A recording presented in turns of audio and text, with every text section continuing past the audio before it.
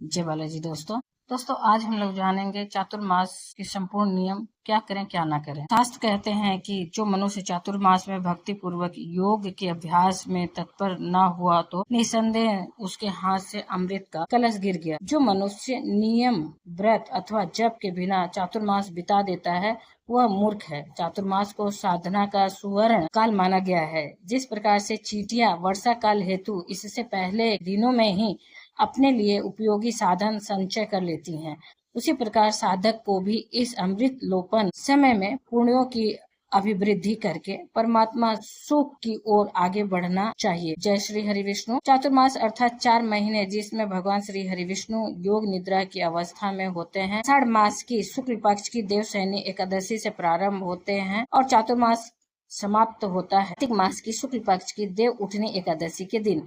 शास्त्रों के अनुसार इस समय में चातुर्मास में अगर भक्ति पूर्वक उपवास किया जाए, व्रत का अनुष्ठान किया जाए, ऐसे मनुष्य 1000 अश्वमेध यज्ञ का फल प्राप्त कर लेते हैं। 4 महीने व्रत धारण करने से आवश्यक नहीं कि प्रत्येक व्यक्ति व्रत धारण करे।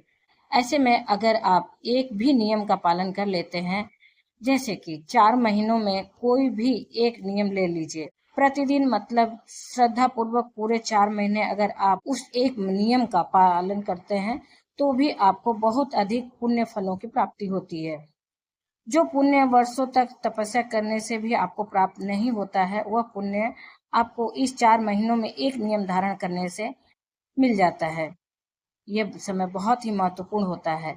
अब ऐसा नहीं कि आप सिर्फ एक ही नियम का पालन करें, आप अपनी श्रद्धा के अनुसार, अपनी क्षमता के अनुसार बहुत सारे नियमों का भी पालन कर सकते हैं, बहुत सारे नियमों को भी धारण कर सकते हैं। आज की इस वीडियो में हम जानेंगे दोस्तों कौन कौन से नियम आप पालन कर सकते हैं, कौन सी ऐसी वस्तुएं हैं या कौन से ऐसे कार्य हैं जिनका त्याग करने से आपको अनंत गुना फल की प्राप्ति होगी। किस चीज का त्याग करने से कौन से पुण्य फल प्राप्त होते हैं, आज की इस वीडियो में हम लोग जानेंगे। वीडियो को अंत तक जरूर देख लीजिएगा। अच्छी लगे तो लाइक अवश्य कीजिएगा और आप पहली बार मेरे चैनल पे आए हैं तो मेरे चैनल को सब्सक्राइब कर लीजिएगा, बेल आइकन जरूर दबाइएगा जिससे कि आने वाली वीडियो आपको समय से प्राप्त हो सके। तो सबसे पहले हम जानते हैं कि किन चीजों का त्याग हमें करना चाहिए, किन चीजों के त्याग से कौन से फल की प्राप्ति होती है।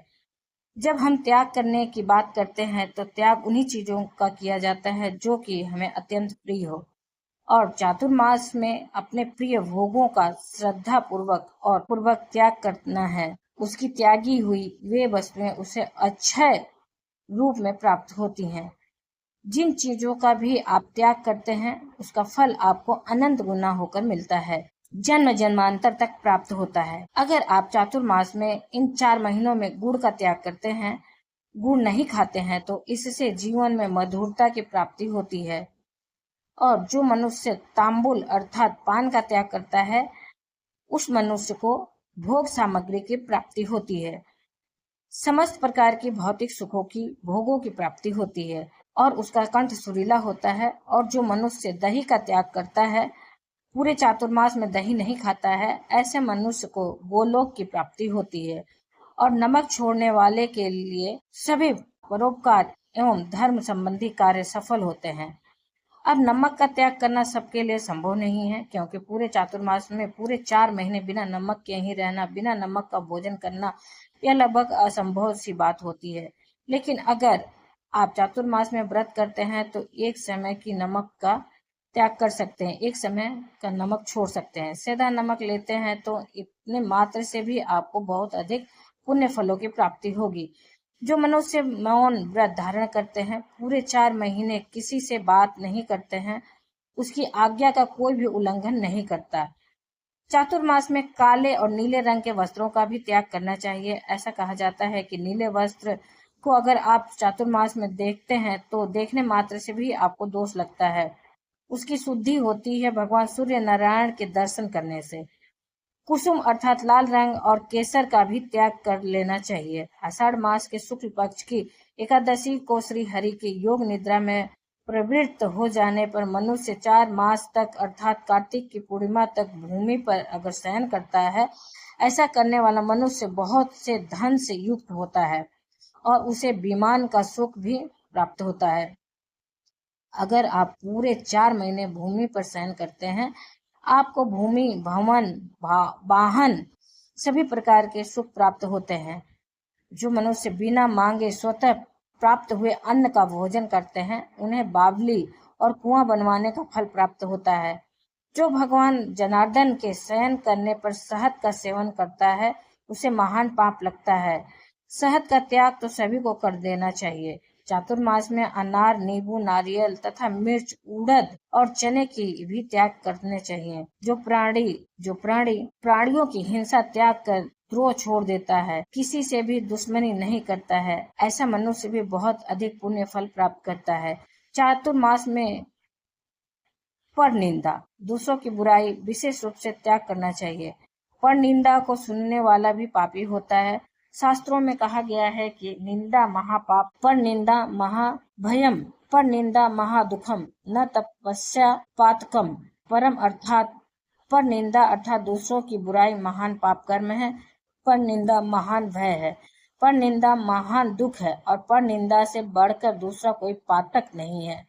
ऐसा स्कंद पुराण में लिखा गया है। दोस्तों, चातुर्मास में तांबे के पात्र में भोजन करना विशेष रूप से त्याज्य है। कांसे के भी पात्रों में भी भोजन नहीं करना चाहिए। इसके अलावा दूसरे जो भी धातु के पात्र होते हैं, आप उसमें भोजन कर सकते हैं।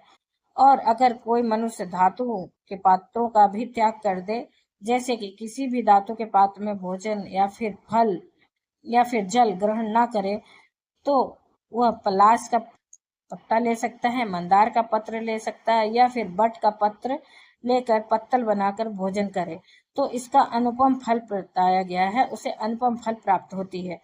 और अन्य किसी भी प्रकार का पात्र न मिलने पर मिट्टी का पात्र सर्वश्रेष्ठ होता है। स्वयं ही पलाश के पत्ते लाकर उसकी पत्तल बनाएं और उसे ही भोजन के पात्र के रूप में प्रयोग करें। जो मनुष्य पलाश के पत्तों से बनी पत्तल में भोजन करता है, उसे चांद्रयण व्रत और एकादशी व्रत के समान पुण्य फल की प्राप्ति होती है। इतना ही नहीं, पलाश के पत्तों में भोजन जो करते हैं, उनका एक एक बार का भोजन त्रिरात्र व्रत के समान पुण्यदायक और बड़े बड़े पातकों का नाश करने वाला बताया गया है। चातुर्मास में प्रतिदिन एक समय भोजन करने वाला मनुष्य अग्निष्टम यज्ञ के फल की भागी होता है। पंचगव्य सेवन करने वाले मनुष्य को चांद्रयण व्रत का फल मिलता है। यदि धीर पुरुष चातुर्मास में नित्य परिमित अन्न का भोजन करता है, तो उसके सब पातकों का नाश हो जाता है और ऐसा मनुष्य वैकुंठ धाम को प्राप्त करता है। चातुर्मास में पूरे 4 महीने तक एक ही अन्न का भोजन जो मनुष्य करता है, वह भी रोगी नहीं होता है। कोई सा भी एक अन्न, चाहे गेहूं या फिर चावल, जो भी आप खाना चाहें, पूरे 4 महीने ग्रहण करें। भोजन आपको करना है एक ही अन्न का। अगर आप ऐसा करते हैं तो आपको रोगों से मुक्ति मिल जाती है। और जो मनुष्य चातुर्मास में केवल दूध पीकर अथवा फल खाकर रहता है, ऐसे मनुष्य के सहस्त्रों पाप तत्काल विलीन हो जाते हैं। 15 दिन में एक दिन संपूर्ण उपवास करने से शरीर से दोष जल जाते हैं और 14 दिनों में तैयार हुए भोजन का जो रस होता है, वह ओज में बदल जाता है। मतलब 14 दिनों तक आपको भोजन करना है और 15वें दिन आपको भोजन नहीं करना है। 15वें दिन उपवास करना है। एकादशी का व्रत है और इसीलिए एकादशी व्रत की इतनी अधिक महिमा है।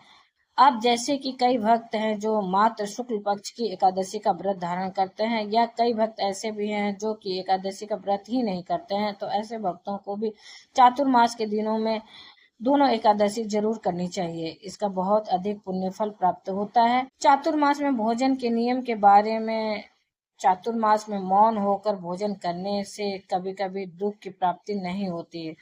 वैसे तो कभी भी भोजन करते समय बात नहीं करना चाहिए, क्योंकि शास्त्रों में कहा गया है कि भोजन करते समय वार्तालाप करने से अन्न अशुद्ध हो जाता है और वह केवल पाप का ही भोजन करता है। जो मौन होकर भोजन करता है, वह कभी भी दुख में नहीं पड़ता है। शास्त्रों के अनुसार मौन होकर भोजन करने वाले राक्षस भी स्वर्ग लोक में चले गए हैं। यदि पके हुए अन्न में कीड़े मकोड़े पड़ जाएं तो वह अशुद्ध हो जाता है। यदि मानो उस अपवित्र अन्न को खा ले तो वह दोष का भागी होता है। और जो नर श्रेष्ठ प्रतिदिन ओम प्राणायाम स्वाहा, ओम अपानाय स्वाहा, ओम व्यानाय स्वाहा, ओम उदानाय स्वाहा, ओम समानाय स्वाहा, इस प्रकार प्राण वायु को 5 आहुतियां देकर मौन होकर भोजन करता है, उसके 5 पातक निश्चय ही नष्ट हो जाते हैं। जो चातुर्मास का एक नियम यह भी है कि आप मौन होकर भोजन करें। जब भी भोजन करते हैं आपको बात नहीं करनी चाहिए। चातुर्मास में प्रतिदिन स्नान करना, जैसे कि ब्रह्म मुहूर्त में स्नान करना, अत्यंत श्रेष्ठ और शुभ फल देने वाला माना जाता है, लेकिन गर्म पानी से स्नान नहीं करना चाहिए। ठंडा ताजा पानी स्नान के लिए उपयोग में लेना चाहिए। एक और चीज, अगर संभव है तो किसी पवित्र नदी में स्नान करें, क्योंकि कहा जाता है कि चातुर्मास में अगर हम पवित्र नदियों में स्नान करते हैं तो इससे भगवान श्री हरि विष्णु की असीम कृपा प्राप्त होती है। चातुर्मास में जब भगवान श्री हरि विष्णु योग निद्रा की अवस्था में हो तो उस समय में विवाह, जनेऊ, मुंडन, गृह प्रवेश या कोई भी काम यज्ञ नहीं करना चाहिए। कोई भी शुभ काम नहीं करना चाहिए। यह मास तपस्या करने के हैं और चातुर्मास में योगाभ्यास करने वाला मनुष्य ब्रह्म पद को प्राप्त होता है। चातुर्मास में अन्न का दान करना, जल का दान करना, गौ का दान करना, प्रतिदिन वेद पाठ करना, हवन करना, यह सभी कार्य महान फल देने वाले हैं। सत्कर्म करना चाहिए, सत्कर्म धारण करना चाहिए, सुनना चाहिए, सत्पुरुषों की सेवा करनी चाहिए, संतों के दर्शन करने चाहिए, भगवान विष्णु की पूजा करनी चाहिए। प्रतिदिन भगवान विष्णु के मंत्रों द्वारा हवन करना चाहिए। भगवत भक्तों के दर्शन और पवित्र ब्राह्मणों का दान, प्रतिदिन गौ सेवा और पूजा, यह सभी बातें चातुर्मास में दुर्लभ बताई गई हैं। चातुर्मास चीजें होती हैं दान करने योग्य, उन्हें दान करना चाहिए। इस समय में आप अपनी शक्ति क्षमता के अनुसार किसी भी वस्तु का दान कर सकते हैं। चातुर्मास में दूध का दान करना, दही का दान करना, घी और मट्ठे का दान करना महाफल देने वाला माना गया है। इसके अलावा आप भूमि का दान कर सकते हैं, गौ का दान कर सकते हैं, विद्या का दान कर सकते हैं। ऐसा करने से पूर्वजों का उद्धार होता है, पितरों को मोक्ष की प्राप्ति होती है और भगवान श्री हरि विष्णु की असीम कृपा आपको मिलती है।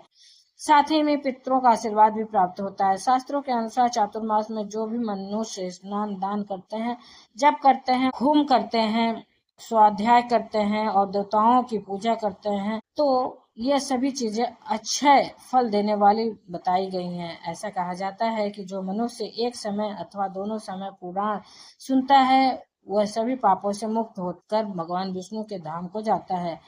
जो भगवान के शयन करने पर विशेषतः उनके नाम का कीर्तन और जप करता है, उसे कोटि गुना पुण्य फल की प्राप्ति होती है। चातुर्मास का जो यह समय है 4 महीने का वरदान के समान है। इस समय में जितना अधिक पूजा पाठ करते हैं उतना ही अधिक पुण्य फलों की प्राप्ति होती है। जिस समय में हम जन्म जन्मांतर के लिए पुण्य फल संचित कर सकते हैं वह समय होता है। इस समय को गंवाना नहीं चाहिए।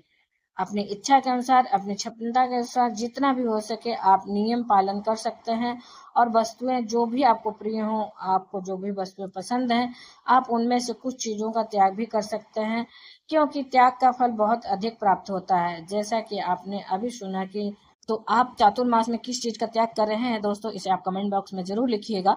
कौन से नियम का आप पालन करना चाहते हैं, कौन से रूप में आप दान करना चाहते हैं, कौन सा नियम आप पालन करना चाहते हैं, चातुर्मास में किस प्रकार का व्रत आप धारण करना चाहते हैं, व्रत करते हैं तो किन नियमों का आप पालन करते हैं, कौन सी बातों का आप ध्यान रखेंगे, यह जानकारी आपको आने वाले वीडियो में भी मिल जाएगी दोस्तों। अगर आप चातुर्मास का स्नान करना चाहते हैं तो स्नान के क्या नियम है, इसके बारे में भी आगे आपको वीडियो में जानकारी मिलेगी।